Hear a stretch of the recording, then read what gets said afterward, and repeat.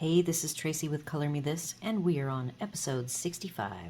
This is the first of my reviews. I'm going to probably be doing it once a week, so we could call this Weekly Color, that will review my daily color projects and what I thought of them. The big project that I did was this page. It was a labor of love, and I wanted to abbreviate it as much as I could.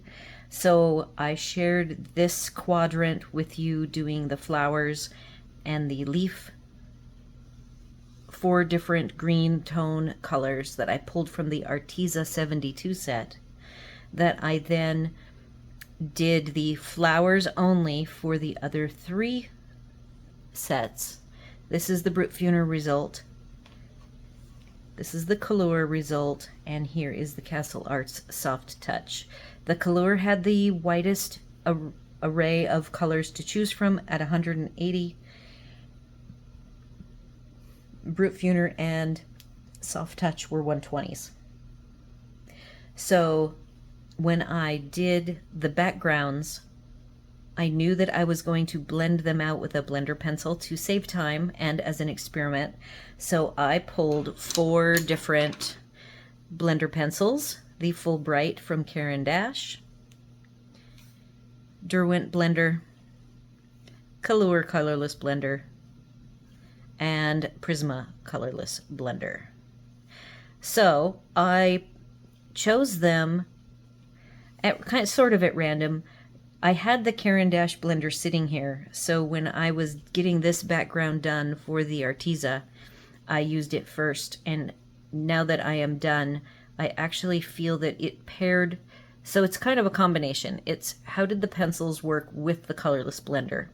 So I expected a better result from the Arteza Caran d'Ache Bright combination. It was my least favorite. The Brutfuner and Kalour pencil with blender pencil combinations I liked very well, and the favorite one was the Castle Arts. It ended up with the Kalour. The Kalour is the roughest, sort of sandpapery feeling, noisiest of the 4 blender pencils, but on this smooth paper, this paired with the Castle Arts was my favorite. So it just goes to show you that you can't assume anything when you're dealing with the variations between pencils, paper, and your other tools that you use. So, all in all, I really enjoyed the experience. The result was interesting. From my viewpoint, these look all very similar. The most differentiation I see is the Castle Arts gray that I chose seemed to be a very warm gray, and it sort of turned this blue, instead of darker, it turned it a little bit muddy brown. The one I like the best is probably this, the Arteza. I liked the best, and it used a color called charcoal. And then the Kalour and the Brutfuner pencils both did very similarly, even though the squares look so much different. I know that these are the Black Barrel Kalours, and they are made in the same factory as I believe the Brutfuners are. And they did have a very similar feel to them, though I believe that the Brutfuners are a touch softer. The 2 that I felt I had the hardest time trying to get a nice, soft, even coverage were the Arteza and the Castle Arts. So I thought that I would do a final feel test. In the back here, we get our color palette test page, and I have the 4 blues for all 4 brands, and I thought that I would play with them just a little bit. I will zoom you in closer.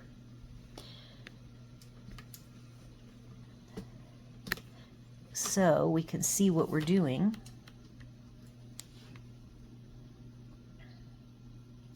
It is late afternoon lighting. I thought that I would just try these 4. I will put them down. I haven't used the Arteza in a couple of days, because then after the Arteza I was working with these other 3. So let's start out with trying to just do a nice light, even lay down.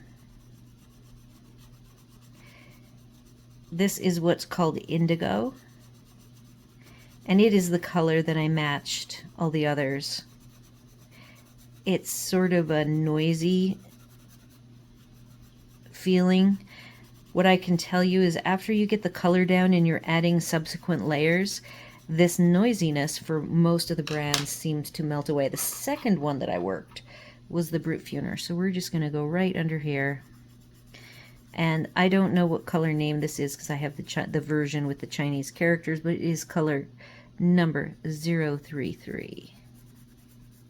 So this is a little more difficult to get an even lay down. I do have a gap here. My spine is not laying flat. I will tell you that. But that is a reality of playing in coloring books. I'm still on the title page, so I don't need to make it artificially easy to do this. So the Brutfuner is a little challenging getting a smooth lay down. I don't think it looks, I think the other one so far, the Arteza, looks smoother between the two. But we are then going to take the blender pencil. Now let's see, I'm going to do, Kalour was the third set that I played with. This is helpful. It is refreshing my recollection.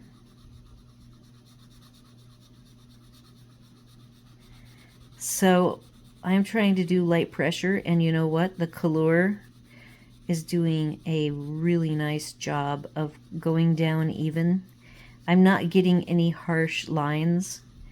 It's just handling the coloring in a very even way. Now it's a lot lighter, but I can always add more layer to it. I can add more tooth. It's just how easy did I feel the color laydown was. And that is a nice color laydown. Let's try the Castle Arts. So this was the color.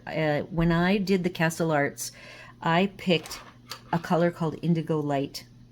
I was basing it on the indigo color here of the Arteza, which is the one I laid down, but you'll notice that my closest match with the Kalour was called Dark Prussian Blue, and I don't know what the Chinese squares were because I don't have a name. So Prussian Blue is the second color. I had to go back. My color for the Castle Arts was very grayed out. So I went ahead and switched it out. I did another layer over the top.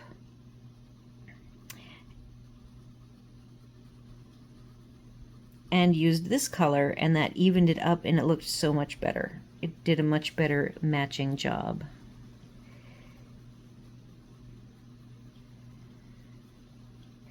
So I'm getting the blotchiness on this one. I can't really get a good even coat, and it's very mottled right here. So between the four, I think the Kalour has the most even for my hand. I mean, everybody's going to be a little different. That's why you get varying opinions on these pencils. You really need to try them out yourself. So the most even I thought was this, which was the Kalour. The Arteza, I do know I was frustrated. I was really frustrated with its laydown a lot. And I don't remember the Brutfuner being so frustrating to lay down as I see. And then the Castle, I don't remember having a smooth laydown, but at the time I wasn't getting the color laydown that I wanted, so I was pretty frustrated and had to come back over with this one. And so now I'm going to take the same blenders and let's just see how it feels. I'm looking at this definitely through the lens. The Kalour was the easiest to have a smooth laydown.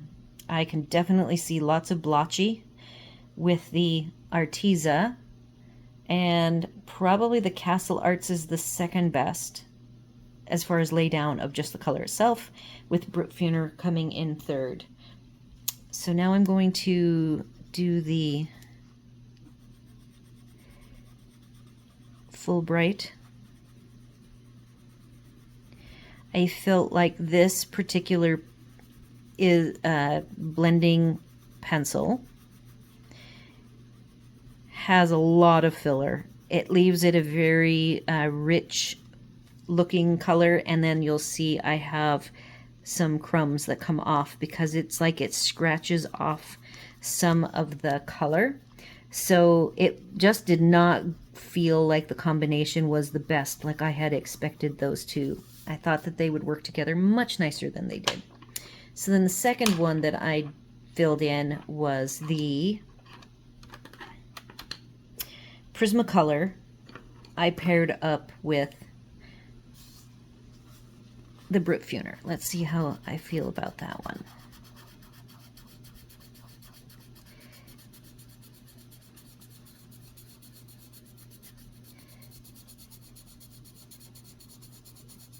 And that I liked pretty well, and it smoothed out the colors. Let's look through the camera. Yeah, so you're seeing that the color, though a little bit spotty, went down really smooth when I blended it out. The Kalour was next with the Derwent, and I feel like I should sharpen this, but I'm going to try not sharpening it.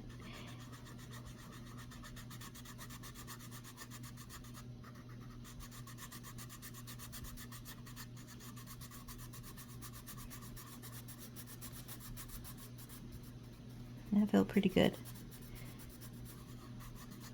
I do have a little bit of crumbs, maybe a little bit of filler scratching off of the color. Sometimes when you have a pencil that has a lot of filler, it will end up scratching off the color, and then it washes out at the end, which is pretty weird. Okay, so this was the unusual combination. This is the Kalour that I paired up with the Castle Arts. And I was very surprised. This feels really good to me, and it's just so easy. See how quick and easy that's blending?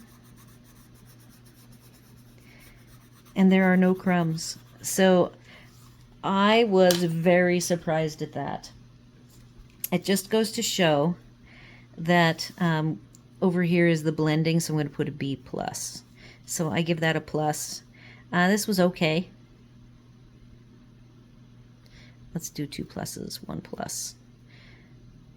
I did not like the feeling of the Prisma with the Brutfuner, which is crazy. And this felt really slick, so I did not like that very well.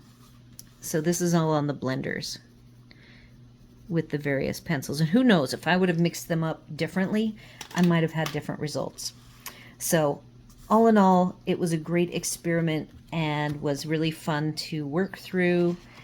It is, like I said, the largest undertaking for a coloring page project so far to date. And I did make sure that I finished it in 2 days. And I do have my cheat sheet. It is zoomed in here. You can see that I pre-colored all of these greens so that when I was walking through them with you guys, it was a little bit slower than I would have liked because I did not line up my pencils very well in my container. So my holder is one of these rotating Dollar Tree spindles. It's a circle. And then underneath it, I have a Lazy Susan, and I did not, this is the last one I did, or not the last one. This is the Kalour. I actually have 10 of these for the coloring group that I host. And so I pulled out 4 of them, and every one of my sets got to be lined up on their own one of these. So after the Artezas, and I did not have them lined up well, I actually lined them up one after the other, all 4 sets, and went through them in the same order so that I got pretty proficient. By the last one, I had it pretty set. And I am amazed at how similar all of the quadrants look, because as I was doing the individual colors, I would go, oh yeah, that's really different. But then when it was all done, it all blended out and looked very nice. Everything looks uniform. Not exact, but definitely uniform. Way more uniform than I was expecting. So I did feel on the flowers themselves, the large flowers, that the easiest flowers to do were the Brutfuners. Kalour were the second easiest. I had the hardest time with both the Arteza and the Soft Touch. Something about them made the actual blending of the colors from the dark or the light into the darks. It was just challenging. And I had to go back a little bit more for each of them. But I talked about those as I colored them. And I do have, for today's showcase at the end, I will have a photo of this image finished with the blender pencils that I used and the set that was used. I then have my grid. I'll have a photograph of the grid. Here's where the flower colors started. I added the blue onto the end, and I don't have the charcoal here, but whatever gray I used in the set is listed on the bottom, and I will have that posted. And I don't think I did anything with this. This is just a muddy mess. After the second set, where I identified the color combos to match, I then got it down where I had the pencils in the proper placement on these trays, so that I did not have to look any longer to my little cheat sheet. I just looked at the grid over here, and then that told me which ones to use. So definitely a first for me. It was very challenging, but a lot of fun. Okay, I'm popped back in here to the end of episode 65, just wanting to share with you how I finished the extra glimmer treatment. I used my Tan Mitt glitter gel pens in the centers of the daisies. I used them in the centers of the pink flowers and the rim of the green leaves. And the colors that I used, I'm trying to see, there you go, you can see that.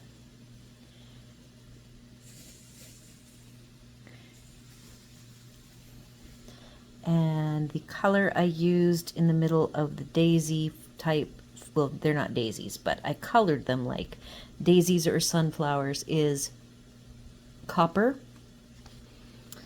Here it is right here. And it is Glitter Copper Brown GN17. Then I used, for the circle line, Glitter Emerald. Well, you can't really read that, can you? Glitter Emerald. The reflection is just too much, huh? There we go. Glitter Emerald Green G20. That's what we're talking about. Glitter Copper Brown GN17. And I used, for the middle of the flowers, I think I used the same. So these little tiny dots here and the center of the pink flowers. Actually, I used gold. Let me get the gold. This is the color G13 Glitter Gold that I used in the center of the pink flowers and these little gold dots. And I decided to leave the stars yellow. I did not glitter them. I could always change my mind. But for now, that is all I have got. And I have a new picture that will get posted at the end in the showcase. And last but not least, I've got my set here of my pencils. The first set of 16 are my budget-friendly pencils. And if I were to go through this, I have marked which episodes I pulled the Soft Touch and the Kalour. And I'm not thinking I'm ready to do the Flower Box 520 set. I have to stop and spend probably a good long day entering the trays of information into the database. Then once I have the trays all labeled of which pencils go where, I can pull them. I don't know when I'm going to get to swatching them. I probably will use them before I bother with swatching them. I enjoyed the challenge of taking these Artezas that I did get swatching done, but I just did it very briefly. I didn't spend any other quality time with them, and so that was fun. And coming up here, the Castle Arts Gold I've not swatched. The only swatching I've done on the gold was on the card that it comes with, so that will just be breaking right into coloring just like I did with the Soft Touch. So I think that's what I'm going to use for the next coloring project, and then right after that I will get to do pastels again. I've already peeked ahead. I'm not supposed to be peeking ahead. I'm supposed to just be rolling with it. But I do know that up ahead when I would be doing the pastels. So this is going to be the next episode. This drops today. And the episode I am filming right now, this will drop on Monday. So Monday I will be coloring with the Castle Arts Gold, and we will be coloring this image here that is a mirror image, so I will probably only do 1/2, and I get a little bit of time now between now and tomorrow to get my pencils out, pick colors, see if they need to be sharpened and all that good stuff. So all in all, it has been great fun. After the Castle Arts Gold are the Castle Arts Pastel Tints that I have. I think I do have a swatch sheet of that. I don't even remember doing it, but I do. So one of these 6 images I will do in the pastels, but I won't do the whole page in pastels. So we will be doing some other fun stuff with that, because the next set to play with is the Evazar. And all I've ever done with the Evazar is the purple Pegasus. So I am pretty excited to get a chance to really put them through their paces. I feel it was a fun project and they did a fabulous job, but I did not do a lot of coloring with them. So I will probably spend time and color all the rest of the images after I get past the pastel tints. So that is kind of my plan for next week. So that concludes our weekly color, which is our review of what we've done and a game plan for what we're going to do. So do all the YouTube things, like, share, comment, and subscribe, and I will see you to do some daily color tomorrow.